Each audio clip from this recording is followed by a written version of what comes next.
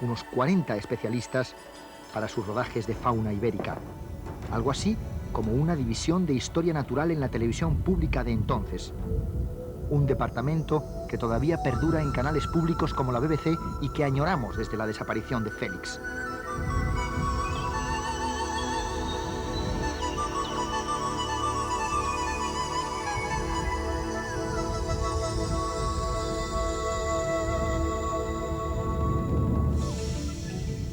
Los naturalistas, biólogos, cetreros, cuidadores, guardas forestales, cámaras, técnicos de sonido, productores, realizadores, scripts y autodidactas del campo desplazados a Pellegrina tenían un verdadero problema de intendencia. Aquello no era Cinecittà, era la Alcarria. No había sofisticados caterings, sino perol de patatas guisadas. No existía la privacidad de las estrellas en sus camerinos, sino una jauría de animales salvajes, troquelados o domesticados a base de hambre para poder responder a los estímulos de sus entrenadores. Cuando llegaron por primera vez a Pellegrina, se alojaron en El Doncel, un hostalito que empezaba a confeccionar sus primeros menús: puchero de liebre guisada, cabritillo frito, escalopes, perol de judías pintas, para 40 personas. La comida o bien se tomaba en una mesa improvisada en el interior de una paridera de ovejas, o se consumía directamente en el comedor del hostal, donde algunos se alojaban.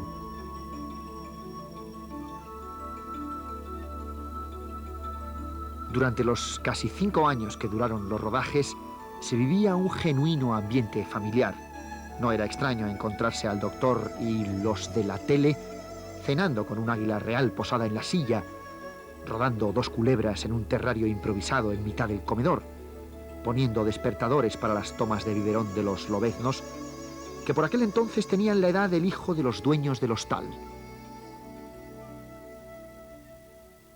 Teodoro era uno de los cámaras que tenía Rodríguez de la Fuente, junto con muchos otros que entonces estaban aquí, y llevaba barba. Mi hijo era muy pequeño en aquel entonces y empezaba a caminar y a decir sus primeras palabras, y Teodoro le enseñó antes a ladrar, a hacer el sonido de ciertos animales y a ladrar, y aprendió el niño antes que a hablar.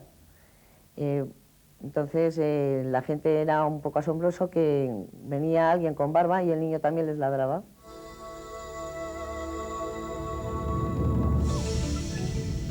Superado el problema de la intendencia, Félix intuyó que necesitaría hombres de campo de la zona para labores de fuerza. Ya contaba con la infraestructura de Icona, que le suministraba guardas forestales, la comida de los animales y parte del equipo de cuidadores. Pero quedaba el trabajo duro de los cercados, los kilómetros y kilómetros de vallas que tuvieron que levantar para aislar lobos, zorros, linces, muflones, gamos, ciervos y demás especies. Solo los buitres, alimoches y águilas estaban en su hábitat natural, en las inmensas cornisas de las hoces del río Dulce.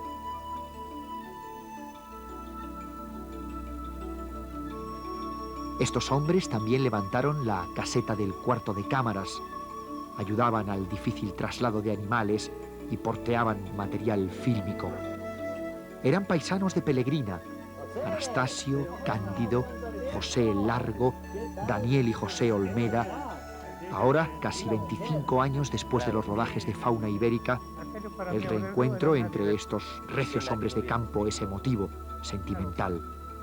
Paseando junto a los otoñales chopos del río Dulce o rememorando viejas hazañas junto al antiguo cuarto de cámaras, algunos no han cambiado gran cosa. Pues nunca lo creíamos. Yo tampoco, nunca lo creía ahora sí. ¿Pero estáis satisfechos de aquello que hicimos? Yo Claro, sí, muy satisfecho. ¿Y creéis que hicimos todo lo que deberíamos o deberíamos Hombre, era haber lo que hecho? podíamos haber hecho algo Eso más. mismo, podríamos haber hecho algo más. ¿Y Félix?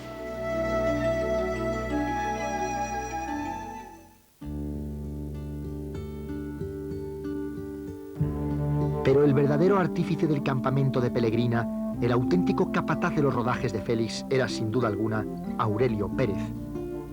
Contratado como halconero el 15 de mayo de 1970 por Félix, su primera labor consistió en expulsar a las aves que molestaban el vuelo de los aviones del aeropuerto de Barajas. El paso de sisones, palomas y patos, aves que incluso nidificaban allí, solo se podía dominar con la ayuda de la figura amenazante del halcón. En principio yo me dediqué casi exclusivamente a amaestrar las águilas. 3 águilas, Galatila y Tamerlán. Después llegó la Imperial, que venía repatriada de América. América le pusimos de nombre. Y Linda, que era una calzada, y un torzuelo de calzada también, que no recuerdo su nombre ahora. Esa era mi misión, amaestrar las águilas. Pero claro, una vez amaestradas había que rodarlas, y era lo que se dedicaban después los cámaras de televisión, a rodar las águilas. Después de rodar las águilas había que hacer otras cosas, como pues, amaestrar el lince o troquelar el lince, jinetas, zorros, jabalíes, hacer decorados, hacer terreras para ver cómo los ratones viven debajo tierra, que eso es un secreto para la mayor parte de la gente. Misiones tenía bastantes, pero en un día él lo que decidió fue nombrarme como un encargado de campamento para distribuir a través de todas las cosas que había que hacer. Había 6 obreros de allí de Pelegrina y 4 naturalistas más. Había que buscar nidos y otras cosas, y entonces mi misión era distribuir ese trabajo, además de hacer lo que yo ya estaba haciendo.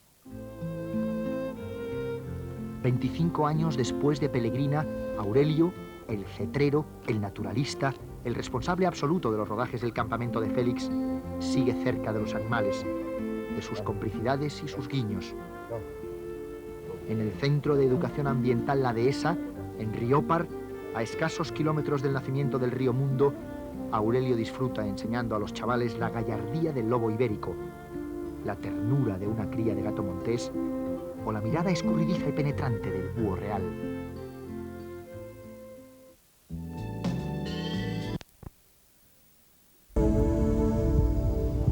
Pero si había algo que desconcertaba a la gente de Pelegrina del año 1974, era la presencia de una mujer entre aquellos locos de las películas de Félix. Ángela Minaya llega como script de rodaje y secretaria personal de Félix, a quien había conocido años atrás, en la editorial Chalbat.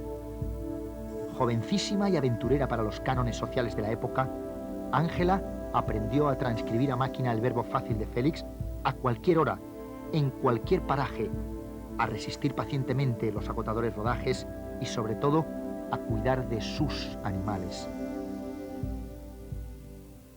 Bueno, no solamente mi labor en El hombre y la tierra era de script, secretaria de rodaje, todo lo que implica este trabajo, sino también a veces me tenía que encargar de animalitos que venían al centro de Pelegrina pues con algún defecto, alguna enfermedad, y pues en una ocasión me mandaron dos tejonas que se llamaban Zara y Niska, con una micosis cutánea, y entonces pues era un cuidado intensivo tanto como de día como de noche. Había que darles pomada constantemente, cambiarles los orines con celulosa quirúrgica que llevaban en las cestitas, y tanto en el parque como cuando estábamos en Madrid pues estaban a mi cargo. Incluso me las tuve que llevar a un bautizo.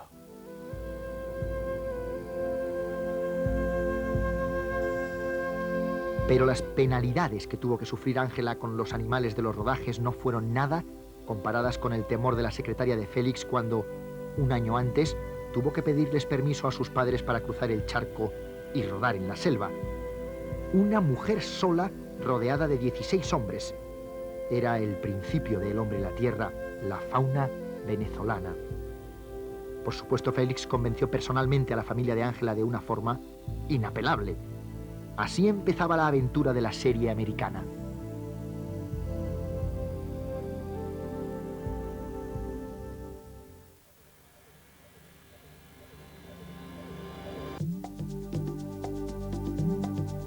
Una de las aventuras interrumpidas del doctor Rodríguez de la Fuente fue su búsqueda del origen del hombre en los llanos de Venezuela. Él ya intuía que la criatura humana, en un hábitat no intervenido como el que disfrutaban las comunidades indígenas de los Yanomamos o Huaycas, estaba estrechamente relacionada con la criatura animal, la fauna que vivía y dejaba vivir en su entorno natural.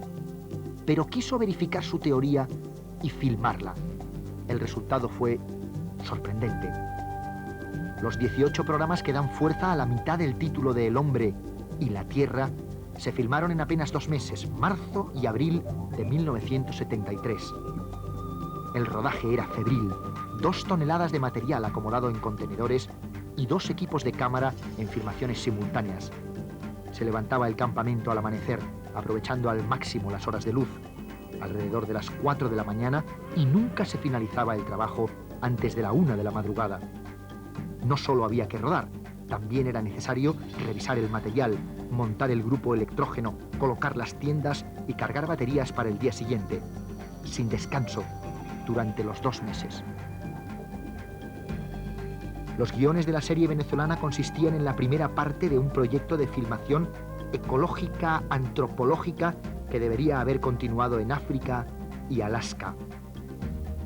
El doctor tenía un gran empeño en lo que él llamaba volver a África, en un intento voluntarioso de recuperar las huellas arqueológicas del primer hombre sobre la Tierra. Félix, que tanto conocía el continente negro por sus safaris fotográficos principalmente, jamás llegaría a sospechar las revelaciones del reciente descubrimiento de los restos paleontológicos de Atapuerca. Los hallazgos que revelaron la antigüedad de las migraciones de los primeros homínidos en Europa aparecieron en Burgos, al lado de su pueblo. ¡Qué ironía! Los capítulos de El hombre y la tierra, rodados en Venezuela, nos ayudaron a entender la permanente inquietud de Félix. En las presentaciones de todos los programas americanos, tanto en playas de arenas coralinas, como enfangado de barro hasta las orejas y hasta abrasado por el sol, necesitaba ser el pionero en el rodaje de todos los lugares que recorría, desvelar esos misterios y secretos de cada paisaje, de cada tribu. Quería llegar antes incluso que los afamados reporteros del National Geographic, y lo consiguió. El equipo del hombre y la tierra. Uno de los ejemplos más vivos fue la expedición del Cerro Autana, la montaña sagrada de los indios Piaroas. La leyenda decía que a los pies del Gran Montículo, en la laguna del Rey Leopoldo, dormía vigilante un monstruo terrible y que ningún ser humano se atrevía a pisar sus aguas. La realidad científica era todavía más estimulante. Era el verdadero techo de la selva, un cerro repleto de plantas carnívoras y con cientos de anfibios por clasificar. El interés de los fotógrafos de National Geographic estaba plenamente justificado, pero Félix no atendió las peticiones del equipo norteamericano para incorporarse a la expedición. Quería ser, de nuevo, el primero. Atacaban las plantas carnívoras que también nos proponíamos estudiar. De modo que iniciaron la ascensión al Cerro Autana. Pero las voces sagradas de los indios se irritaron y mandaron al dios de la lluvia y la furia luminosa de los relámpagos para impedirles la hazaña. Nos lo cuenta Antonio Subrier, ayudante de cámara de Teodoro Roa, testigo de aquella tormenta. No había un ápice de verdor. El día del Cerro Autana, cuando llegamos allí, estaba el cerro totalmente carbonizado por la parte de arriba de las plantas. Y iban 2 equipos, uno de ellos nos quedamos allí y el otro tuvo que volver para repostar. Cuando regresó el segundo equipo, caían unos rayos como si fueran gotas de agua. Y a Félix le tumbó de espaldas, porque iba cargado con 2 maletas, le tumbó de espaldas, y a Torreblanca también lo dejó sin conocimiento. Entonces el equipo de Félix se quedó allí, en una tienda de campaña, mientras nosotros volvíamos a ver otra vez a Puerto Ayacucho.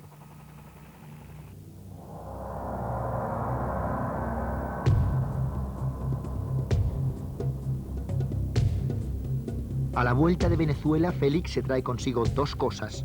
Una nutria de la selva americana, que tuvo que domesticar para que no le mordiera las orejas, y la idea de continuar las filmaciones de animales en Pelegrina, Guadalajara.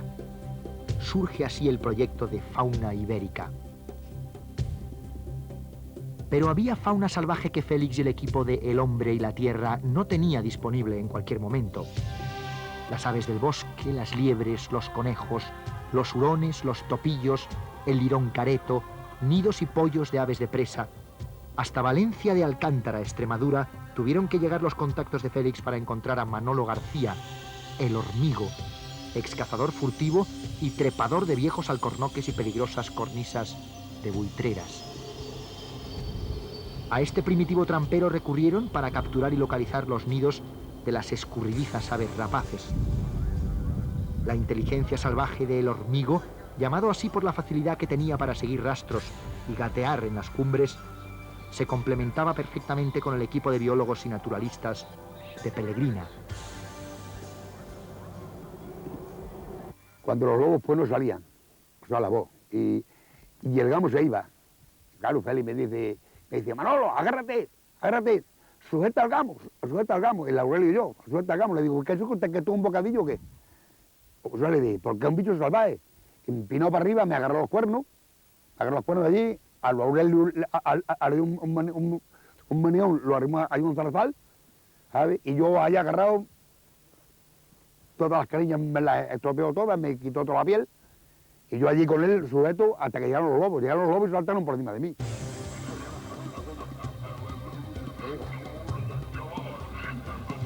Para una persona así, la confianza de Félix era su contraseña. Paseaban juntos, enganchados a sus inseparables prismáticos, cuando de repente Manolo, después de mirar por las lentes, gritaba: «Halcón, 2 años, macho, soltero». Y Félix asentía con incredulidad y le dejaba hacer. Raras veces fallaba.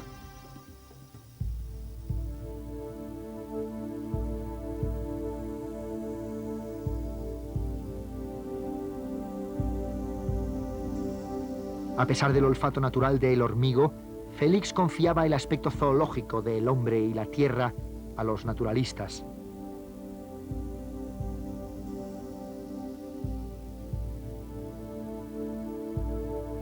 Había grupos de trabajo especializados en especies concretas.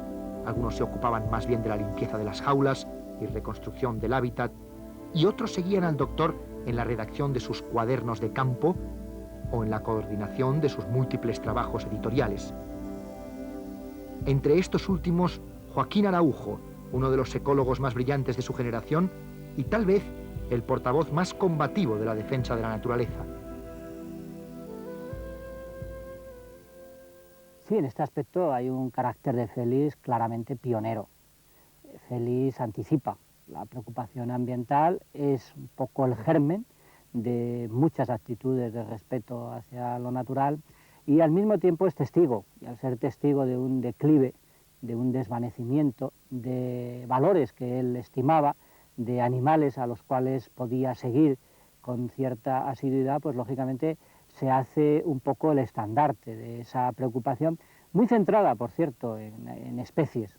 La especie animal de amplio recorrido, de gran volumen, de escala ecológica como predador o superpredador, es prácticamente la punta del iceberg, es un indicador biológico importantísimo de cómo está el conjunto del paisaje.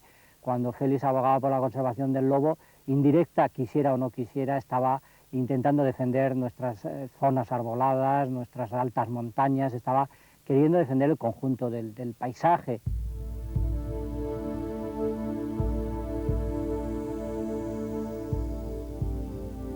Después de media vida profesional junto a Félix, compartiendo rodajes como el de la isla de la Cabrera, con su famoso episodio del rescate del pequeño cormorán, Araujo ha vuelto a la tierra. En su finca extremeña de La Ventosilla, alterna sus libros con el pastoreo de cabras, sus guiones con la agricultura biológica, sus programas de radio con la recolección de fruta y sus columnas periodísticas con la poesía, que lee en pequeñas dosis, trenzado a su frágil hamaca.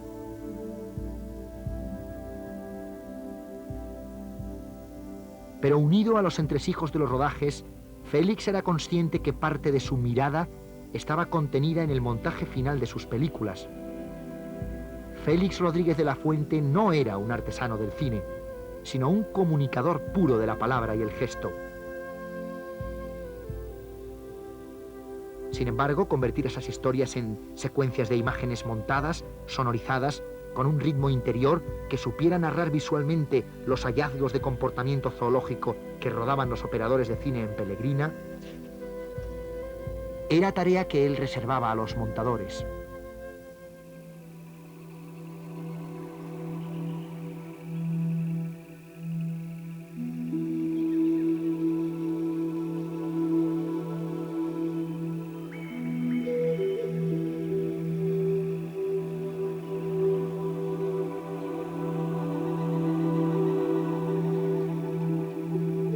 resultados económicos de la serie El hombre y la tierra no se hicieron esperar. En agosto de 1975, 2 meses antes de su estreno en la televisión pública española, el Departamento de Adquisición y Venta de Programas de Televisión Española logra vender 26 episodios a la distribuidora norteamericana CBS en un contrato inicial de $100.000 por su distribución y emisión en los Estados Unidos. Allí el presentador sería el actor Lorne Greene, y después vendrían las versiones francesa, alemana, escandinava, japonesa e incluso rusa de El hombre y la tierra.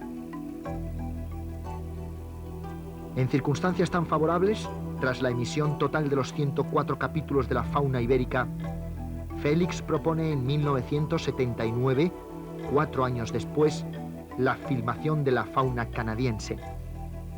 Era la recuperación del espíritu del rodaje de Venezuela.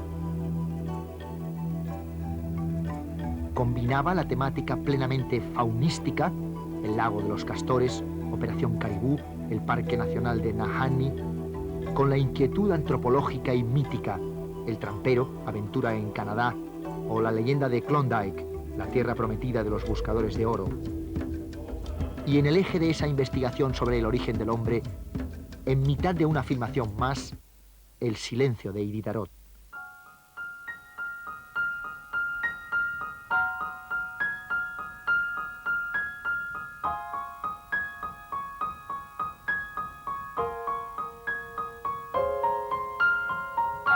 La tarde del 14 de marzo de 1980, Félix Rodríguez de la Fuente, Teodoro Roa y Alberto Mariano se estrellaron en una avioneta en pleno rodaje de la carrera de trineos de Iditarod.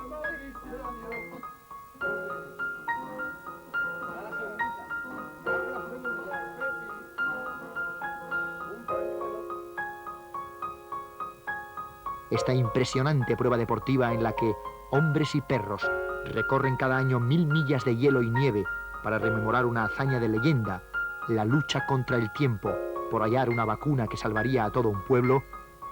Esta historia era el nuevo reto del equipo de El hombre y la tierra.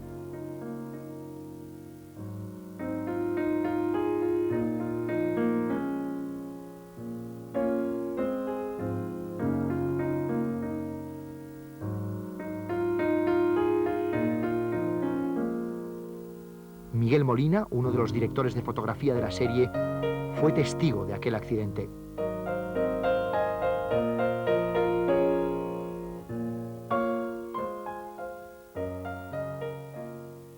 Esa mañana nos levantamos, hacía un buen día y Félix nada más salir era su cumpleaños, salimos a dar un paseo, montamos el trineo, ya nos íbamos, había organizado el rodaje para él ir a hacer presentaciones porque íbamos muy justos, había uno que llevaba mucha ventaja a los demás y él quería llegar a Nome antes que el primer clasificado y pidió que agilizáramos y tal. Entonces salimos, dimos una vuelta, montamos el trineo y recuerdo que dijo, qué lugar tan hermoso para morir. Después, cuando se montan en la avioneta, viene un cuervo negro y empieza a revolotear, cosa que tengo filmada, ¿no? Creo que se ve en los capítulos, en el último. Y a los 5 minutos, a las 12:10, se estrellan.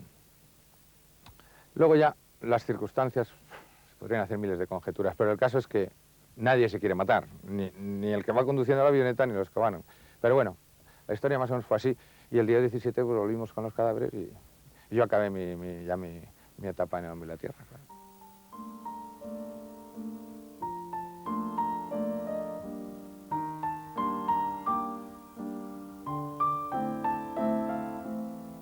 Quedó el proyecto de El hombre y la tierra interrumpido y 3 vidas quedaron sesgadas. Pero sin duda alguna, el proyecto más personal de Félix, su familia, es el que quedó totalmente truncado.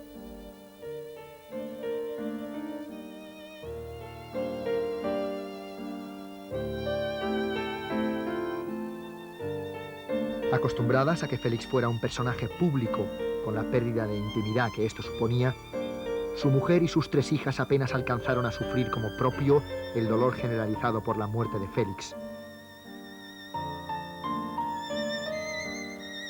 Odile, su hija más pequeña, su Gacela, apenas tenía 7 años cuando falleció su padre.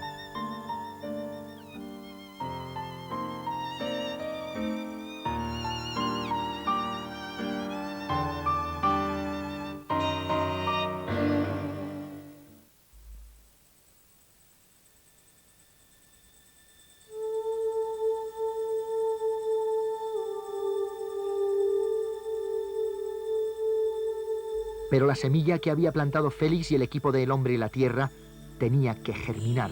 El legado de Félix fue inmenso. Nuevas generaciones de biólogos, publicaciones de ecología, asociaciones de conservación de las aves, del oso ibérico, del lince, hasta del lobo. Se multiplicaron los esfuerzos por la localización y el cuidado de las especies en peligro de extinción. Se elaboraron censos fiables en las últimas parejas de águilas imperiales, cercetas pardillas, focas monje o lagartos gigantes de la Isla del Hierro, por citar varios ejemplos acuciantes. Se regularon las actividades cinegéticas y hasta se creó un Ministerio de Medio Ambiente.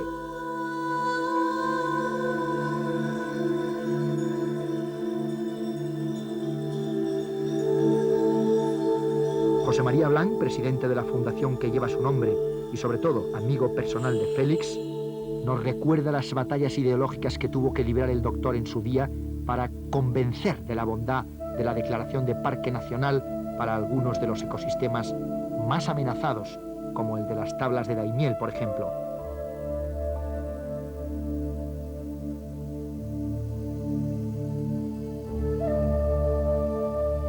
Y nos cuenta los esfuerzos conservacionistas tras la muerte de Félix.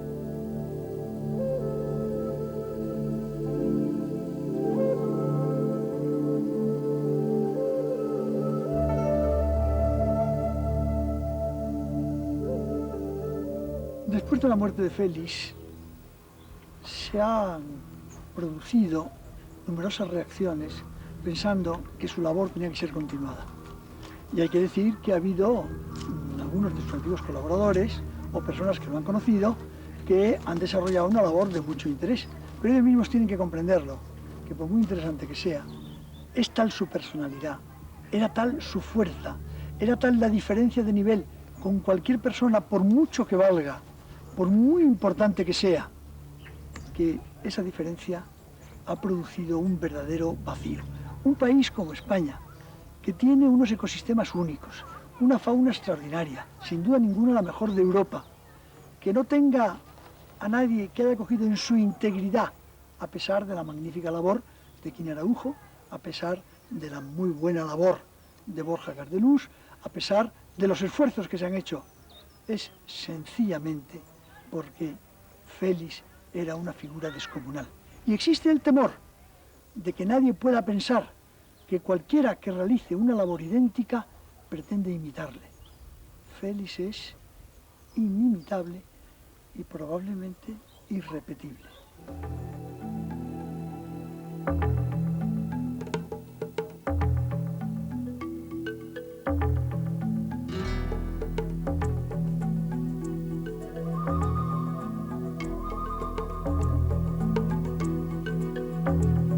El proyecto interrumpido de El Hombre y la Tierra sigue vivo.